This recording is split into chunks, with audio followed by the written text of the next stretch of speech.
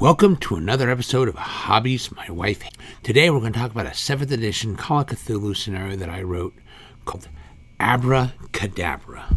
Imagine you're sitting in a packed theater in 1926 to see a magician perform his signature trick, the disappearing man, where a person enters one door and exits out another in a matter of seconds.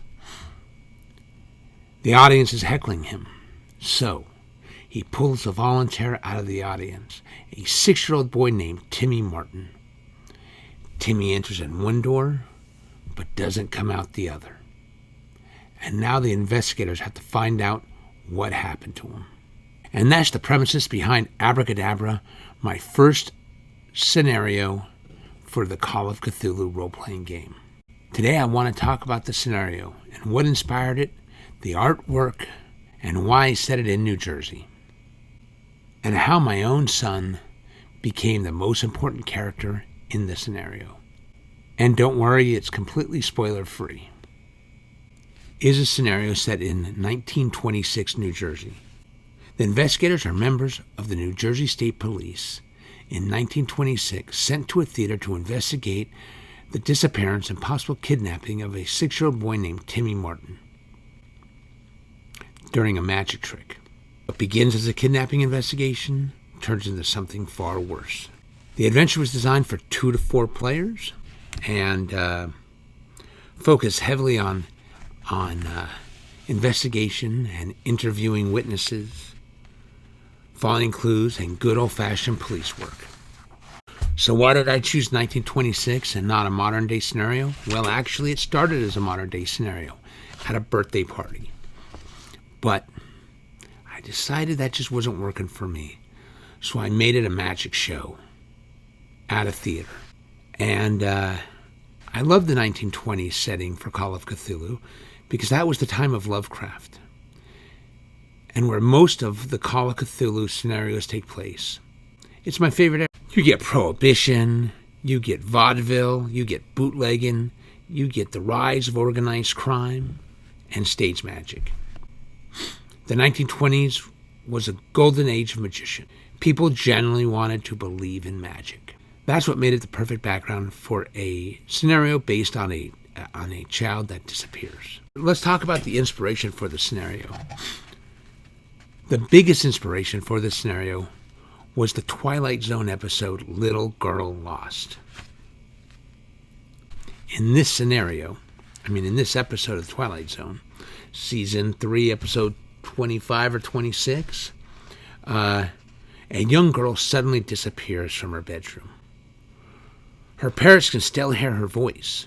She's somewhere in the house, but they can't see her or find her. As the episode unfolds, they discover that she has disappeared into another reality, another dimension that coexists with our own,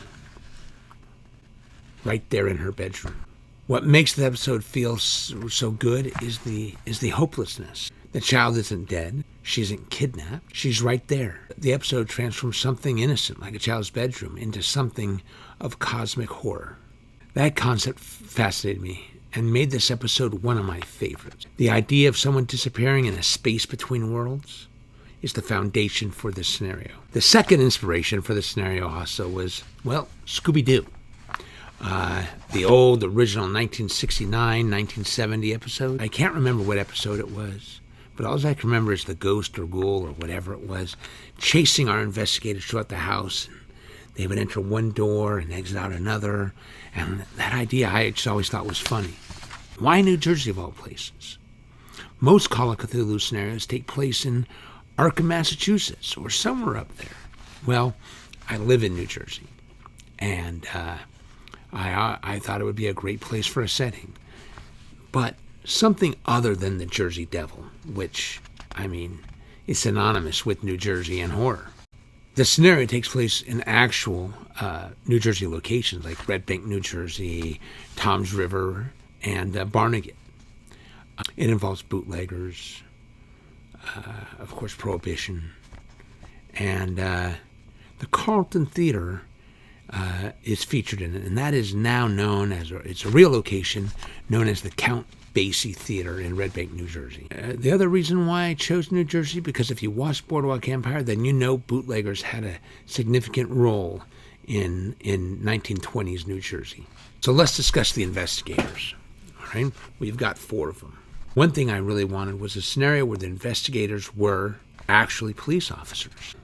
That meant collecting evidence, interviewing witnesses, chasing leads, and trying to solve a mystery before time runs out. So all 4 pre-generated characters are members of the New Jersey State Police. They're not strangers. They're not adventurers. They're professionals assigned to a case. The first character is a senior detective. They can be a man or a woman. They're about their 50s. They're a seasoned detective who has spent decades dealing with criminals and murders and kidnappings and recently bootlegging. He's seen about everything a Prohibition-era detective could see. Then there's the junior detective. He's a younger, in his 30s, just coming up, but he's a detective nonetheless. And he's transferred in from the financial crimes unit. He's analytical, he's methodical, and he's probably the only person who actually enjoys reading books and ledgers, etc. He's also a firm believer in prohibition, which could put him at odds with certain NPCs as well as PCs in this scenario. Then we've got our veteran state trooper. Yeah, every police department has one.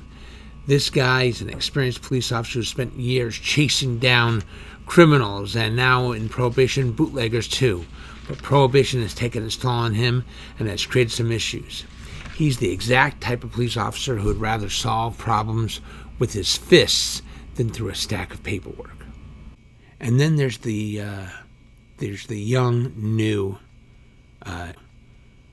trooper. He's young. He's daring. He's mechanically inclined. And because he grew up in his father's auto shop, he's got a different set of skills than most of the detectives. What I really like about these characters is they each represent a different take on law enforcement and enforcing the law in the era of Prohibition. And what's really cool is I put them on a special character record sheet that looks like a police personnel record. In addition to trying to find Timmy, the investigators, well, they run into some bootleggers